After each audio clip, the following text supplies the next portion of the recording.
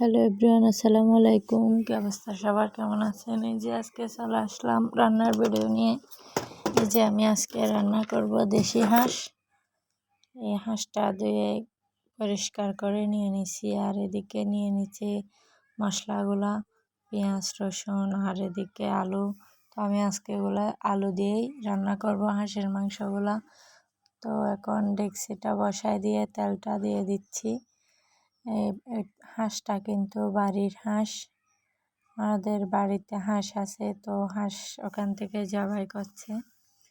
তো এই যে এদিকে আমি পেঁয়াজ রসুন আদা এগুলো একসাথে দিয়ে দিচ্ছি। তো এগুলা দিয়ে এখন ভালো করে লাড়াচাড়া করে দিচ্ছি। এই যে এখন আবার দিয়ে দিব মশলাগুলা, যে মরিচ, ধনিয়ার গুঁড়া, জিরার গুঁড়া, সব ধরনের মশলা আর কি। মাংস রান্না করতে যে মশলাগুলা প্রয়োজন, তো আমি এগুলা সবগুলা দিয়ে দিচ্ছি। ওগুলা দিয়ে ভালো করে লাড়াচাড়া করে নিয়ে কষিয়ে নিচ্ছি। আর এই যে এদিকে দিয়ে দিচ্ছি তেজপাতা। এই যে দেখেন আমার মশলাটা কষানো হয়ে গেছে। তো আমি এখানে আবারও একটু পানি দিয়ে দিচ্ছি, যাতে মশলাটা নিচ থেকে লেগে না যায়। এই যে দেখেন আমার মশলা কষানো হয়ে গেছে, এখন তেলটাও উপরে চলে আসছে। আপনারা দেখতে পাচ্ছেন, মশলাটা যত কষাবেন ততই কিন্তু মাংস রান্নাটা ভালো হবে। তো আর এই যে এদিকে মাংসগুলা দিয়ে দিচ্ছি, দেশি হাঁসের মাংস। অনেক মজা কিন্তু দেশি হাঁসের মাংসগুলা।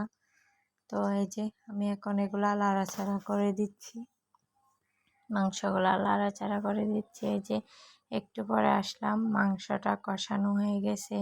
আমি এখানে আলুগুলাও দিয়ে দিছি, আলুগুলা দিয়ে এগুলা ভালো করে লাড়াচাড়া করে নিব। এই যে হাঁসটা কিন্তু বড়, তাই বড় ডেক্সিতে দিতে হয়েছে। তো এই যে আমি এগুলা এখন লাড়াচাড়া করে দিচ্ছি।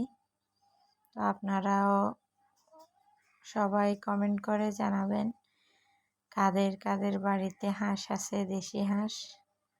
তো এই যে একটু পরে আসলাম, তো আমি এখন এখানে আর একটু পানি দিয়ে দিচ্ছি।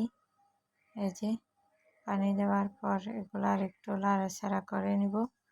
তো বন্ধুরা, আমার ভিডিওটা কেমন লাগছে জানাবেন। এই যে দেখেন, সবাই ভালো থাকবেন। আল্লাহ হাফেজ।